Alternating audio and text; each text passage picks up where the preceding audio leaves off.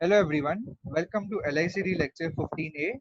Today we are going to discuss the analysis of inverting Schmidt trigger circuit using op-amp in the form of equations. Last lecture, if you remember, we have analyzed the inverting Schmidt trigger only with numbers. Today we will make it more general and analyze the same using equations. So this is my inverting Schmidt trigger. My input is applied to the inverting terminal and my non-inverting terminal is connected to the output via the potential divider R2 and R1, which forms the positive feedback. So this is my inverting Schmidt trigger circuit. Let us start with the analysis.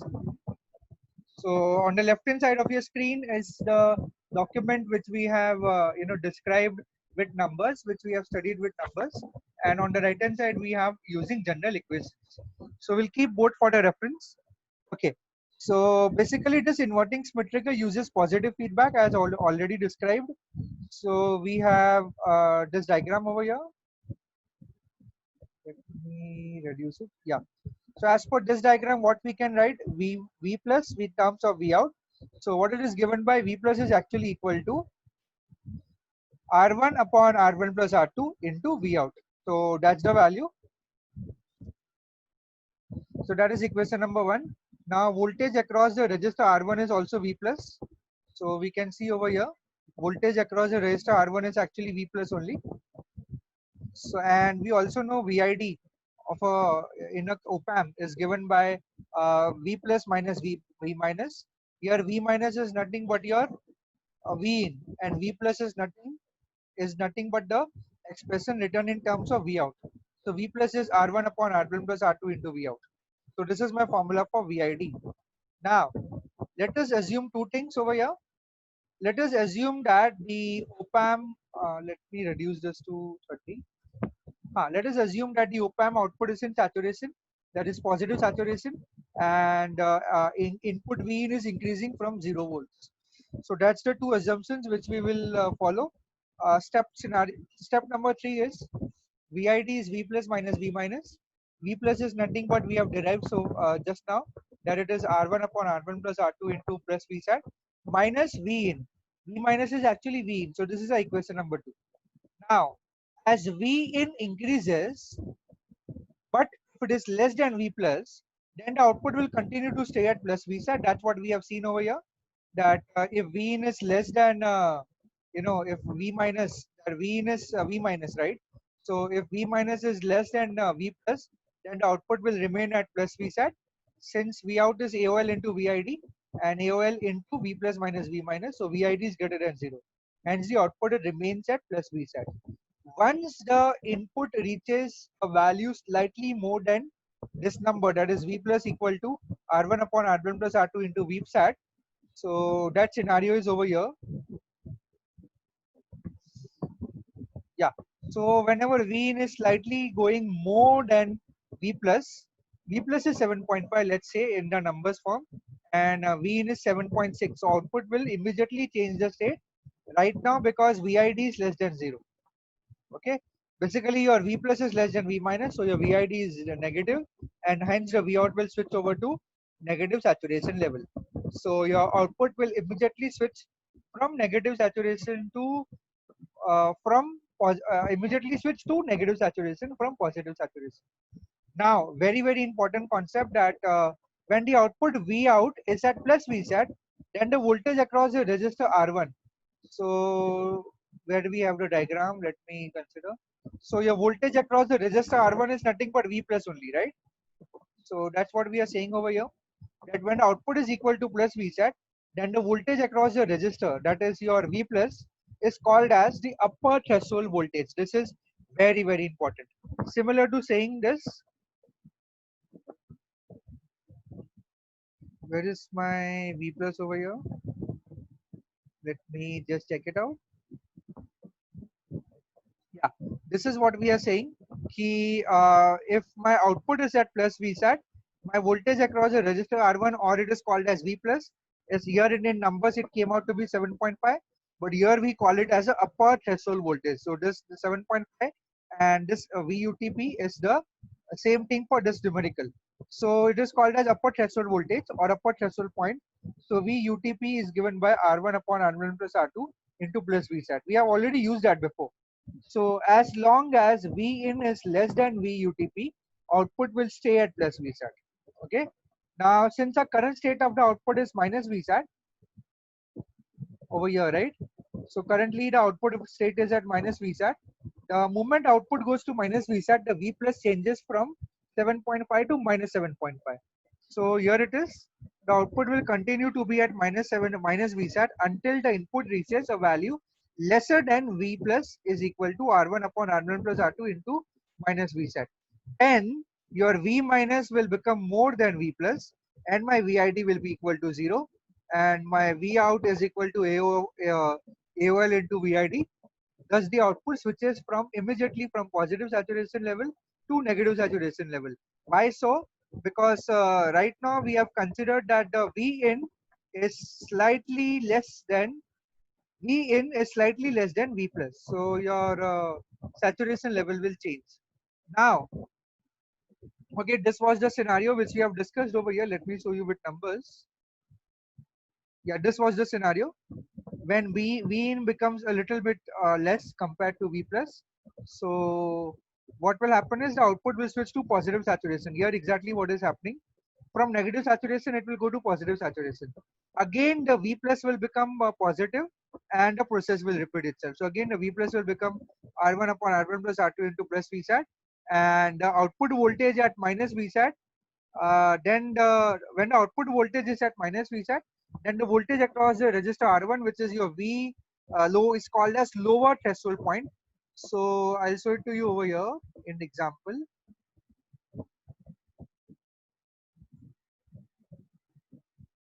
So here the output is at minus VSAT, right?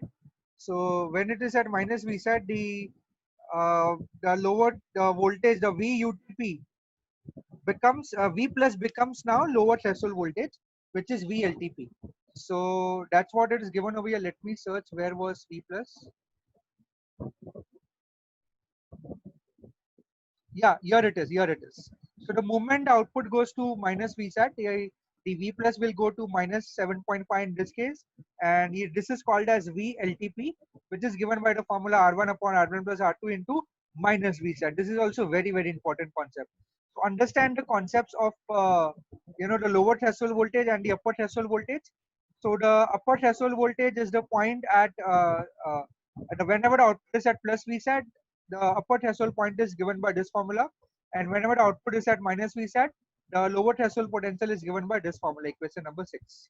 So again, as long as input is greater than VLTP, the output will remain at minus VSAT. So these are the very important concept. Now so this VLTP and VUTP are my two switching levels, which are automatically produced by the positive feedback network R1 and R2. Okay, now let's check quickly the hysteresis. Let's check the input output waveforms over here. Okay, so with numbers we have got similarly, but let me increase this to 20 maybe. Yeah, on to your left and right, the waveforms are exactly the same. Only thing is that earlier with numbers we have said that it is 7.5 and minus 7.5 the threshold limits, that is right now renamed as VUTP, the upper threshold point, and VLTP, which is the lower threshold point. So these two are triggering levels. Well, the working remains the same. Here plus 15 and minus 15 were plus VSAT and minus VSAT. So again, I can quickly recap the memory over here for the working. So whenever V in is 0, my output is at plus VSAT. Whenever V in goes above VUTP, my output state will change. It will become minus VSAT now. It will continue to remain at minus VSAT until my V in is less than VLTP. Whenever V in is greater than VLTP. Whenever V in becomes lesser than VLTP value, again my output state will change from minus VSAT to plus VSAT. And it will stay at plus VSAT until my V in is less than VUTP. Again, when the V in is greater than VUTP, my output state will change from plus VSAT to minus VSAT. So this is how the working goes. Now coming back to the hysteresis curve, I think here also we have a similar hysteresis curve. Yeah, exactly the same. Only we need to take care about the right now whatever working we have told with respect to input output waveforms. Here it is also applicable in the same manner. So this is my plus 15 was my plus VSAT. My 7.5 over here was VUTP. My minus 7.5 was minus VLTP, and this lower value is around plus VSAT. Okay, so this is my hysteresis curve for my inverting Schmidt trigger circuit. Now let us learn a few things about this hysteresis curve, and then we will conclude the lecture. Okay, so what are the observations? There are some observations from this hysteresis curve. The observations are as follows. Whenever V in is between VUTP and VLTP, the output of the Schmidt trigger is constant either at plus VSAT or minus VSAT. That means the output will not switch over. Basically, the gap between the VLTP and VUTP is called as the threshold, the hysteresis voltage or the hysteresis width given by VH. So, if your input value is between this limit, the output will not change the state. It will either be at plus VSAT or minus VSAT. So directly it is eliminating the false triggering problem observed in the comparator circuit. Now the amount of hysteresis is defined by the difference between the two triggering levels. I have already said that VH is VLTP, UTP minus VLTP, right? So here the formula becomes VH is VUTP minus VLTP. VUTP is given by R1 upon R1 plus R2 into plus VSAT, and VLTP is given by R1 upon R1 plus R2 into minus VSAT. Now we know that plus or minus VSAT are same in magnitude, they differ in only sign. So plus VSAT is plus 12 and minus VSAT is minus 12. So in this formula, if we take R1 upon R1 plus R2 common, we will get in the bracket plus VSAT minus or minus VSAT. So basically it will be twice because the magnitude will remain the same. So we can write finally VH is equal to twice of R1 upon R1 plus R2 into plus VSAT. This is very important formula for solving the numericals on inverting Schmidt trigger. Okay, now the fourth observation is as long as the noise signal, here is my circuit and here is my, yeah, as long as the noise signal is less than VH. Now in this example, how much was VH? VH was 7.5 minus of minus 7.5, so VH was 15 volts. And as long as the noise voltage is less than that VH, my output state will not change. So this inverting Schmidt trigger will completely eliminate the false triggering due to noise. So earlier the comparator output was triggering due to even the slightest noise. Now it will not trigger in this. So we can also say that any irregular shape waveforms will be converted into a square or a pulse using a Schmidt trigger. So at the circuit which converts any regular shape waveform to a square wave or a rectangular wave is known as a Schmidt trigger. Now this is evident from, let me show you one waveform and then we will stop this lecture. Okay, I think that was here. Let me confirm. Yeah. So I think in last, I think two lectures before, I have discussed this scenario that input can be any regular say waveform due to noise. It can also be a data from a sensor. So as you can see earlier, that time I have said these two levels are there. So basically, this is the same two levels which we are talking about over here, as you can see. Now here the input is a sine wave, but in reality we may not get a sine wave. We may get a signal which is completely random like this. So there we need to avoid the false triggering problem. So this was the false triggering problem. The output was getting triggered because of this noise. So here the problem is completely resolved. And that's why we have said one line that the circuit which converts any irregular shape waveform to a square or a pulse is known as a Schmidt trigger. And these waveforms are evident proof of it. So we are getting here a rectangular wave or a pulse. So I guess we have come to our end of this lecture, and we have seen the input output waveforms, the circuit diagram, and the complete analysis in the form of equations for inverting Schmidt trigger. Also, we have learned three more terminologies, that is upper threshold point, lower threshold point, and the hysteresis width. So these three concepts are extremely important in solving numericals. So that's it for this lecture. Next time we'll solve in numericals on inverting Schmidt trigger. Until then, have a good day and thank you.